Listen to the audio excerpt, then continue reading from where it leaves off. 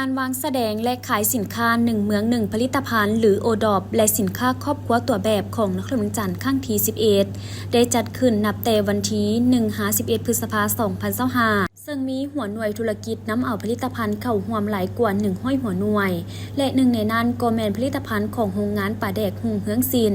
ซึ่งเป็นผลิตภัณฑ์ที่ได้รับกาไม้โอดอปของนครหลวงจันทร์ที่ได้นำเอาผลิตภัณฑ์ของตนมาวางจำหน่ายอยู่ภายในงานให้ผู้มาชมมาเที่ยวได้เลือกซื้อดังเส้นทุกๆครั้งซึ่งมีหลากหลายผลิตภัณฑ์หลักๆก็แม่นปลาแดกที่มีหลายสูตรคือสูตรธรรมดาสูตรเข้มข้นเฮ็ดด้วยปลาธรรมชาติเพื่อปรุงแต่งเข้าในการเฮ็ดอาหารได้หลายเมนูโดยเฉพาะแม่นตำมักฮุงเฮ็ดให้มีรสชาติแซ่บซอยการนำเอามาวางจำหน่ายในงานแต่ละครั้งก็เห็นว่ามีผลตอบรับที่ดีจากลูกค้าผู้บริโภคและนอกนั้นก็ยังมีปลาแดกตอนปลาแดกบดน้ำแจวและอื่นๆอีกหลายอย่างที่เป็นผลิตภัณฑ์ของเพิ่นในโอกาสดังกล่าวเท่าตัวนี้เตินตาลผู้ต่างหน้าของโรงงานปลาแดกหุงเฮืองซินก็ได้ให้สัมภาษณ์ต่อทีมข่าวโทรภาพนครหลวงจันทร์ของพวกเขาว่าทุกครั้งที่มีงานวางแสดงของนครหลวงจันทร์โรงงานของพวกเขาก็จะนำเอาผลิตภัณฑ์เข้ามาร่วมวางจำหน่ายซึ่งก็ได้รับผลตอบรับที่ดีจากผู้บริโภคโดยเฉพาะก็แม่นปลาแดกที่ขายดีเป็นอันดับหนึ่งในผลิตภัณฑ์ของพวกเขาเนื่องจากเฮ็ดจากปลาธรรมชาติที่คัดสรรเป็นอย่างดีโดยผลิตภัณฑ์แม่นเน้นคุณภาพมาตรฐานเฮ็ดให้มีรสชาติแซ่บซอยเมื่อผสมปรุงแต่งเข้าในอาหารให้สมกับเป็นผลิตภัณฑ์ที่ได้รับกาไม้โอดอปทางห้านยังบอกอีกว่าถ้าหากบ่เชื่อต้องมาลองซื้อไปซิมขน้อยมาในน้ำในหน้าโรงงานปลาแดกหุงเฮืองซินมาได้เอาปลาแดกมาจำหน่ายอยู่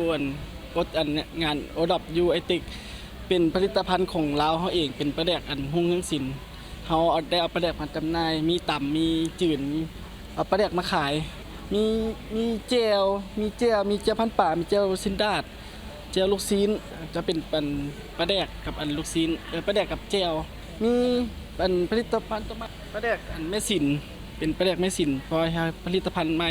แตกต่างจากตัวเก่าเพราะว่าเขาให้เป็นแพ็กเกจใหม่มันจะงามขึ้นกว่าเก่าแพ็กเกจเก่าจะเป็นตัวเก่า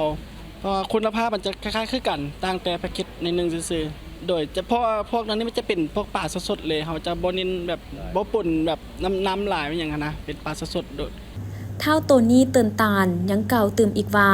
อยากขอเชิญชวนทุกคนได้มาร่วมเที่ยวชมเลือกซื้อสินค้าอยู่ภายในงานวางแสดงครั้งนี้โดยมีหลากหลายผลิตภัณฑ์ที่เป็นสินค้าของคนลาวผลิตและอยากให้ทุกคนได้ร่วมสนับสนุนนำใช้สินค้าของลาวสินค้าที่ผลิตภายในเพื่อเป็นการยุแห่งเศรษฐกิจและเฮ็ดให้ผู้ผลิตภายในมีความเข้มแข็งมีกำลังใจในการผลิตสินค้าออกมาจำหน่ายให้นับมือนับหลายขึ้นพร้อมทั้งขอเชิญชวนมาเที่ยวชมและซื้อปลาแดกซื้อผลิตภัณฑ์ของโรงงานไปลองซิมปรุงแต่งใส่กับอาหารนอกจากมาซื้อในงานนี้แล้วยังสามารถซื้อสินค้าของเพิ่นได้อยู่ในท้องตลาดทั่วไปหรือตามห้างสรรพสินค้าต่างๆและก็เข้าไปซื้อได้อยู่ที่โรงงานโดยกงอยู่ที่บ้านจอมเพชรเมืองศรีสัตนานครหลวงจันทร์